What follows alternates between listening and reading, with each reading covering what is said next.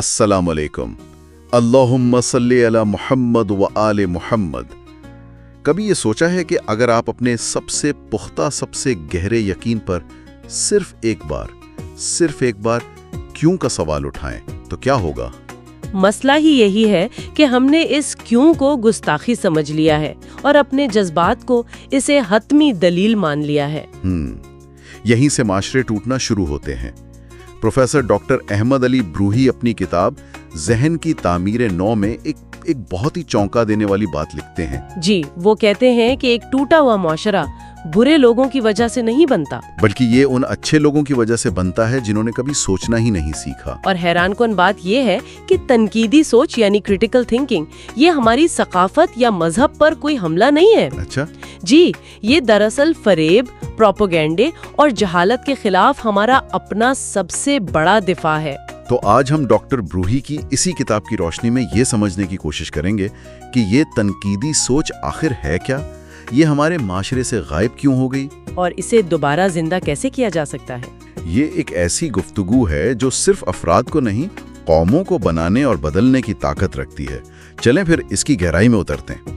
یہ جو ہم بار بار کہہ رہے ہیں تنقیدی سوچ یا کریٹیکل تھنکنگ، یہ کوئی بہت ہی کوئی پیچیدہ فلسفہ تو نہیں؟ نہیں، بالکل نہیں۔ اور کتاب کی خوبصورتی یہی ہے کہ وہ اسے بہت آسان لفظوں میں سمجھاتی ہے۔ اچھا، دیکھیں، سادہ لفظوں میں یہ کسی بھی بات کو فوراً مان لینے سے پہلے اسے پرکھنے کی صلاحیت ہے، یعنی خیالات کا تجزیہ کرنا، دعووں کے پیچھے ثبوت ڈھونڈنا۔ ہاں، اپنے اور دوسروں کے تعصبات کو پہچاننا۔ جی، اور پھر کسی منطقی نتیجے پر پہنچنے کا ایک منظم طریقہ ہے۔ یعنی یہ ہر سنی سنائی بات کو، چاہے وہ واٹس ایپ پر آئے یا ٹی وی پر، آنکھیں بند کر کے مان لینے کی ضد ہے۔ بالکل، یہ صرف مخالفت نہیں بلکہ سچائی تک پہنچنے کی ایک کوشش ہے۔ عملی زندگی میں اس کا مطلب ہے کہ اپنے دماغ کی رفتار کو تھوڑا کم کریں، یعنی فوری ریئیکٹ نہ کریں۔ ہاں، فوری رد عمل کو روکنا، جواب دینے سے پہلے مسئلے کو سمجھنا، اور سب سے اہم صحیح سوالات پوچھنا سیکھنا۔ یہ ریئیکٹ کرنے کے بجائے رسپونڈ کرنے کا فن ہے۔ کتاب میں ایک بہت بڑا دعویٰ کیا گیا ہے کہ ہمارے معاشرے پر جذباتی سوچ کا قبضہ ہو چکا ہے۔ یہ کچھ زیادہ سخت بات نہیں لگتی؟ سخت ضرور لگتی ہے، لیکن ڈاکٹر بروہی کہتے ہیں کہ اس کا ثبوت ہمارے چاروں طرف بکھرا ہوا ہے۔ مثلا آپ صرف سوشل میڈیا دیکھ لیں، کسی بھی واقعے پر لوگ تحقیق کرنے سے پہلے رد عمل دیتے ہیں۔ لائکس، غصے والی ایموجیز، کمنٹس، ان سب کی بنیاد جذبات ہوتے ہیں، حقائق نہیں۔ صحیح، ہر کوئی بولنا چاہتا ہے، سمجھنا کوئی نہیں چاہتا۔ بالکل، معاشرہ علم کے بجائے شور کو اور سوچ بچار کے بجائے بس ایک فوری رد عمل کو اہمیت دے رہا ہے۔ اور یہیں سے وہ نقطہ جڑتا ہے جو واقعی مجھے تو بہت چونکا دینے والا لگا، کہ ہمارے ہاں سوال کرنے کو بغاوت سمجھا جاتا ہے۔ جی، یہ تو میرا ذاتی تجربہ بھی ہے۔ بچپن میں بڑوں سے کچھ پوچھ لو تو جواب ملتا تھا، آگے سے جواب مت دو۔ بالکل، اور یہی تو اصل المیہ ہے۔ گھروں میں والدین سے، کلاس روم میں استاد سے، یہاں تک کہ مذہبی حلقوں میں عالم سے کیوں پوچھنا بے ادبی سمجھا جاتا ہے۔ بڑوں کا احترام، روایات کی پاسداری، ان سب کے نام پر سوال کو دبا دیا جاتا ہے۔ ڈاکٹر بروہی لکھتے ہیں کہ اس ایک رویے نے ہماری قوم میں تجسس یعنی کیوریوسٹی کو ہی ختم کر دیا ہے۔ اور جہاں تجسس مر جائے وہاں فکری نشو نما تو رکی جائے گی۔ جی، تو یہ ایسا ہے جیسے ہمارے ذہن میں دو الگ الگ آپریٹنگ سسٹم چل رہے ہیں، ایک جذباتی سوچ والا اور دوسرا تنقیدی سوچ والا۔ آپ نے بہت اچھی مثال دی۔ ڈاکٹر بروہی جذباتی سوچ کو کہتے ہیں تیز، شور والی اور اندھی سوچ، یعنی ذہن کا پینک بٹن۔ بالکل، یہ غصے، خوف، تکبر اور عدم تحفظ جیسے جذبات سے طاقت لیتی ہے۔ یہ فوری رد عمل پیدا کرتی ہے جو اس لمحے میں بالکل ٹھیک محسوس ہوتا ہے، لیکن بعد میں منطق کے سامنے ڈھیر ہو جاتا ہے۔ یہ وہ سوچ ہے جو کہتی ہے میری بات ہی صحیح ہے کیونکہ مجھے ایسا محسوس ہوتا ہے۔ جی، اور اس کے مقابلے میں تنقیدی سوچ، وہ پھر ذہن کا ڈیٹیکٹیو موڈ ہوا۔ بالکل، ڈاکٹر بروہی اسے آہستہ، پرسکون اور دانا سوچ کہتے ہیں۔ یہ سوچ پہلے رکتی ہے، شواہد اکٹھے کرتی ہے، تجزیہ کرتی ہے، موازنہ کرتی ہے اور تصدیق کرتی ہے، اور سب سے اہم کام کرتی ہے، حقائق کو مفروضوں اور جذبات سے الگ کرتی ہے۔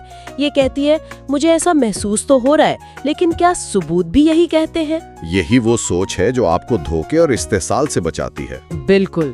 اچھا، یہاں ایک بہت بڑی غلط فہمی ہے جسے کتاب چیلنج کرتی ہے۔ اکثر لوگ یہ سمجھتے ہیں کہ عقلیت پسندی یا ریشنلزم مغرب سے آیا ہے اور مذہب صرف اندھی تقلید کا نام ہے۔ جی، اور یہ کتاب کا شاید سب سے طاقتور نقطہ ہے۔ وہ کہتے ہیں کہ تنقیدی سوچ کوئی درآمد شدہ چیز نہیں، یہ ہماری اپنی روایت کی بنیاد ہے۔ یعنی یہ ہمارے اپنے دین کا حصہ ہے۔ بالکل۔ قرآن کا بنیادی پیغام صرف مان لو نہیں ہے، وہ بار بار کہتا ہے سوچو، غور کرو، عقل سے کام لو۔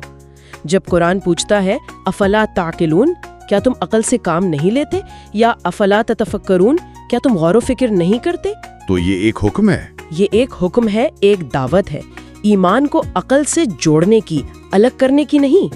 تو یہ خیال کہ ایمان اور عقل ایک دوسرے کی ضد ہیں، یہ دراصل ہماری اپنی روایت کی غلط تشریح ہے۔ کتاب کے مطابق بالکل ایسا ہی ہے، اور ڈاکٹر بروہی واضح کرتے ہیں کہ یہ صرف کسی ایک مکتب فکر تک محدود نہیں۔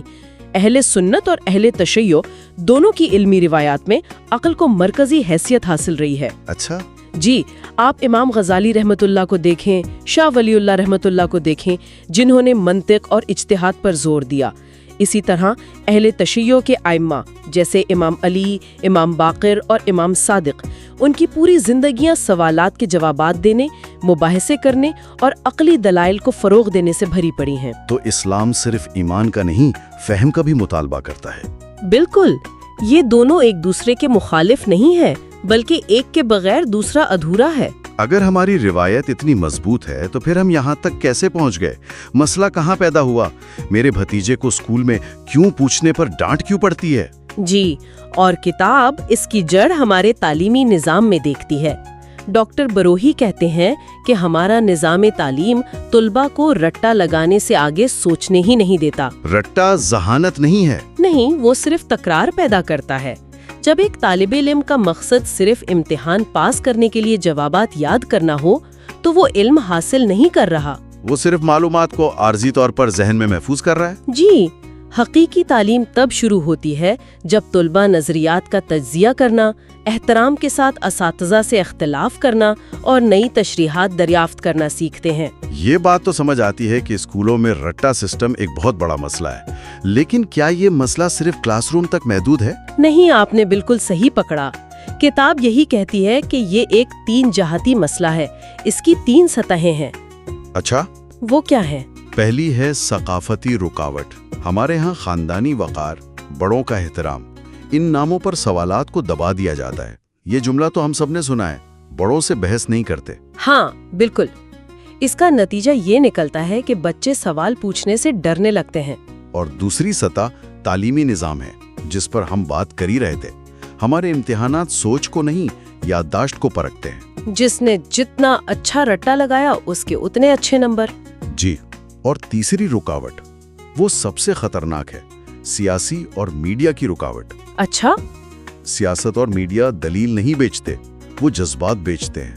خوف، غصہ، قوم پرستی، ان جذبات کو ابھار کر رائے عامہ پر اثر انداز ہوا جاتا ہے، تاکہ لوگ اصل مسئلے پر سوچنے کے بجائے صرف جذباتی رد عمل دیں۔ اس کی مثال تو ہم روز دیکھتے ہیں۔ جیسے ہی کوئی بحران آتا ہے، ٹی وی پر آپ کو تجزیے سے زیادہ چیخو پکار سنائی دے گی۔ بالکل، دشمن کیا چاہتا ہے یا یہ ہماری غیرت کا مسئلہ ہے، یہ سب جذبات کو بھڑکانے کے طریقے ہیں۔ جب لوگ جذباتی ہوتے ہیں تو ان کو کنٹرول کرنا آسان ہوتا ہے۔ بالکل، تنقیدی سوچ رکھنے والے شہری کو کنٹرول کرنا مشکل ہوتا ہے۔ ٹھیک ہے، تو ہم نے مسئلے کی تشخیص تو بہت گہرائی میں کر لی، اور یہ تھوڑا مایوس کن بھی ہے، لیکن کیا کتاب کوئی راستہ دکھاتی ہے؟ ہم یہ تبدیلی کیسے لا سکتے ہیں؟ جی بالکل، اور یہ کتاب کا سب سے عملی حصہ ہے۔ ڈاکٹر بروئی صرف مسئلہ بتا کر نہیں چھوڑتے، بلکہ 4 ایسے عملی حل پیش کرتے ہیں جنہیں کوئی بھی آج سے ہی اپنا سکتا ہے۔ تو پہلا حل کیا ہے؟ پہلا اور سب سے بنیادی قدم ہے کیوں پوچھنے کی عادت ڈالیں۔ یہ بظاہر آسان لگتا ہے، لیکن یہ ایک ذہنی مشق ہے۔ ہر خبر، ہر دعوے پر فوراً یقین کرنے کے بجائے اپنے آپ سے پوچھیں کیوں، اس کا ثبوت کیا ہے؟ لیکن یہ کہنا آسان ہے نا؟ जब कोई अथॉरिटी कुछ कहे तो क्यों पूछने के लिए हिम्मत चाहिए? किताब ये नहीं कहती कि आप गुस्ताखी करें। ये सबसे पहले एक अंदरूनी मश्क है। अपने जहन में सवाल उठाएं। अगर कोई आपको व्हाट्सएप पर एक जज्बाती पैगाम भेजता है तो इसे आगे भेजने से पहले सिर्फ 10 सेकंड रुककर सोचें, क्या ये सच हो सकता है? ये छोटी सी आदत बहुत बड़ी तब्दीली ला सकती है। अच्छा, दूसरा हल क्या है? दूसरा हल हमारी रोजमर्रा की बहसों को बदल सकता है। वो है हकीकत, राय और खौफ में फर्क करना सीखें। हकीकत, राय और खौफ। जी, ज्यादातर लड़ाइयाँ इन तीनों को मिलाने से होती हैं। हकीकत वो है जिसे सबूत से साबित किया जा सके। मसलन कराची पाकिस्तान का सबसे बड़ा शहर है, ये एक हकीकत है। ठीक है। राय वो है जो कोई महसूस करता है। मसलन कराची दुनिया का सबसे खूबसूरत शहर है, ये एक राय है, इससे इख्तिलाफ किया जा सकता है। और खौफ? और खौफ एक जज्बा है। जब कोई अपनी राय या अपने खौफ को हकीकत बनाकर पेश करता है तो वहीं से मसला शुरू होता है। ये वाकई आंखें खोल देने वाली बात है। हमारी 90% बहसें इसीलिए खराब होती हैं कि कोई अपने खौफ को हकीकत बनाकर पेश कर रहा होता है। बिल्कुल। और तीसरा हल इसी से जुड़ा है, आहिस्ता सोचने की मश्क करें। यानी अपने डिटेक्टिव मोड को ज्यादा इस्तेमाल करें। जी, रद्द अमल देने से पहले तवक्कुफ करें, यकीन करने से पहले तस्दीक करें।